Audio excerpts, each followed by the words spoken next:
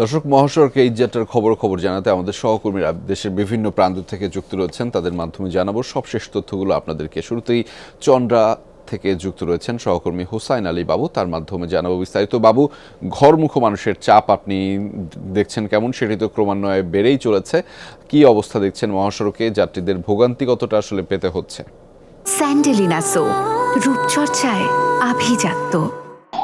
রেজা, গতকালকে থেকে কিন্তু আসলে ঢাকা টাঙ্গাইল মহাসড়কের যে চন্দ্রা মোড়, সেই চন্দ্রা মোড়ে মানুষের কিন্তু উপচে পড়া ভিড় রয়েছে। তারা কিন্তু নারীর টানে বাড়ি ফিরছে। তারা যেটা বলছেন যে আসলে এই যে ঈদ যাত্রা, সেই ঈদ যাত্রায় প্রতি বছরই তাদের আসলে বাড়তি ভাড়া গুনতে হয়, এমন অভিযোগ কিন্তু রয়েছে প্রতি বছরের মতো। সকাল থেকেই দেখছি ঢাকা টাঙ্গাইল মহাসড়কের যে চন্দ্রা মোড়, সেই চন্দ্রা মোড়ে দীর্ঘ জটলা রয়েছে। বিভিন্ন পয়েন্টে কিন্তু আসলে গাড়ির জটলা রয়েছে। আসলে যেসব গাড়িগুলো ঢাকা থেকে ছেড়ে আসছে, আসলে ছেড়ে এসে বিভিন্ন পয়েন্টে তারা রাস্তার মাঝখানে দাঁড়িয়ে আসলে যাত্রী উঠাচ্ছে, যার কারণেই এই জটলাটি সৃষ্টি হচ্ছে। তার পাশাপাশি হচ্ছে যে যেসব পণ্যবাহী গাড়িগুলো আসছে, আসলে পশু নিয়ে ঢাকা দিকে যাচ্ছে, তারা হচ্ছে বিভিন্ন জায়গায় আসলে পশু নামানো হচ্ছে, সেই ক্ষেত্রেও কিন্তু একটি জটলা সৃষ্টি হচ্ছে। সর্বোপরি বলা চলে আসলে সকাল থেকেই কিন্তু চন্দ্রা মোড়ে গাড়ির চাপ রয়েছে। এবং আরেকটি কারণ হচ্ছে যে ফ্লাইওভারে গতকাল রাতে কিন্তু একটি ট্রাক বিকল হয়েছিল, সেটি কিন্তু আসলে সকালে যে ফাঁড়ির লরি আছে, সেই লরি দিয়ে আসলে সরানো হয়েছে। সেই কারণে আসলে রাত্রে থেকেই এই জটলাটা কিন্তু চন্দ্রা মোড়ে সৃষ্টি হয়েছে, যার কারণে সকাল থেকেই গাড়ির দীর্ঘ জটলা দেখা যাচ্ছে। মানুষের যে বাড়ি ফেরা, সেটা কিন্তু মানুষ কিন্তু সকাল থেকেই এই চন্দ্রা মোড়ে আসছেন, তাদের নিজ বাড়িতে যাবেন, সেখানে কিন্তু ভাড়ার বিষয়ে দর কষাকষি করছেন। এখানে কিন্তু আসলে যে ভাড়াটি আসলে উত্তরবঙ্গে যাওয়ার জন্য 200 টাকা 300 টাকা, আজকে কিন্তু সেই ভাড়া হাঁকানো হচ্ছে প্রায় 1200 থেকে 1500 টাকা। যে কাছ থেকে যত পাচ্ছেন তত টাকাই ভাড়া হাঁকাচ্ছেন। এই বিষয়টি আসলে যারা যাত্রীরা তারা বলছেন যে আসলে প্রশাসনিক যদি একটু পর্যবেক্ষণ থাকে, তারা যদি একটু নজরদারি রাখেন, সেক্ষেত্রে আসলে তাদের অতিরিক্ত ভাড়া গুনতে হবে না। সেক্ষেত্রে তারা এই ভোগান্তিতে তারা অনেকটাই রেহাই পাবেন।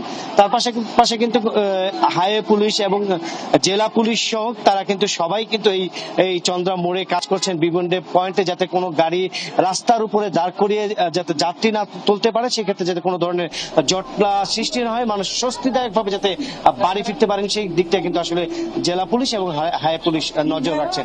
রেজা, সেই খবর আপনার মাধ্যমে জানছিলাম। ধন্যবাদ হুসাইন আলী বাবু আমাদের সাথে যুক্ত হওয়ার জন্য। দর্শক, টাঙ্গাইল থেকে যুক্ত রয়েছেন সহকর্মী শামীম আল মামুন, তার মাধ্যমে জানবো সেইখানকার বিস্তারিত। শামীম, ঘারিন্দা অংশে যান চলাচল স্বাভাবিক রয়েছে কিনা সেটি একটু জানাবেন, এবং যাত্রীদের সাথে নিশ্চয়ই আপনার কথা হয়েছে, তারা আসলে কোনো ধরনের ভোগান্তির কথা বলছিলেন কিনা?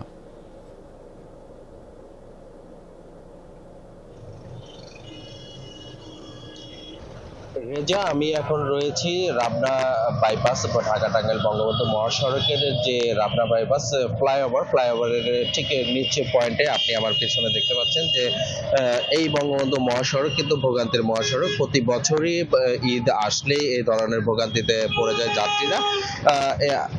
আমি সকালবেলায় বঙ্গবন্ধু সেতুর পূর্ব পাড় থেকে এলেঙ্গা পর্যন্ত যে রাস্তা রয়েছে, সেই রাস্তাটি অনেকটাই ফাঁকা রয়েছে। তবে এলাঙ্গা থেকে যে ঘারিন্দা বাইপাস রয়েছে, এই বাইপাস পর্যন্ত অনেকটাই ধীরগতিতে গাড়ি চলাচল করছে। গাড়ি চলাচল করছে, সেটি কারণ হিসেবে আমি জানতে পারলাম যে পুংলিতে একটি ট্রাক অ্যাক্সিডেন্ট হওয়া এবং এলাঙ্গাতে একটি বাস বিকল হওয়া, সেই বাস এবং ট্রাক সরাতে সময় লেগে গিয়েছে, এবং সময় লেগে যাওয়ার ফলে হচ্ছে যে এই যে গাড়ির যে বাড়তি চাপ, সেই বাড়তি চাপের কারণে কিন্তু দুর্গতির সৃষ্টি হয়েছে। এখন কিন্তু অনেকটাই যানজটে পরিণত হয়েছে। তবে এখানকার পুলিশ সুপার সরকার মোহাম্মদ কায়সার বলছেন যে বেলা বাড়ার সাথে গাড়ি যেহেতু সরানো হয়েছে, রাস্তাটি অনেকটাই ধীরে ধীরে ফাঁকা হতে শুরু করবে। আরেকটি বিষয় জানিয়ে রাখি যে এখানকার যারা যাত্রী রয়েছে তাদের সাথে কথা বলেছি, তারা বলেছেন যে প্রত্যেক বছর ঈদ আসলেই যে এই জায়গায় যানজটের সৃষ্টি হয়, তারা প্রচন্ড ভোগান্তিতে পড়েন, বিশেষ করে মহিলা এবং শিশুরা প্রচন্ড ভোগান্তিতে পড়েন।